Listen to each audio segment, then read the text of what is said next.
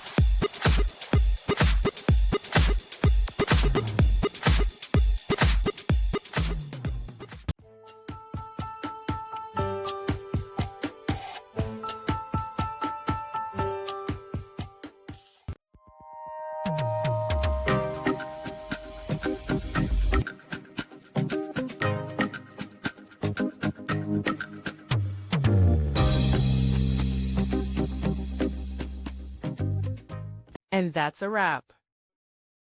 I hope you found the answer you were looking for. If you did, take a second to hit that subscribe button. It really helps out. And let me know in the comments which solution worked best for you. See you next time in the debug zone.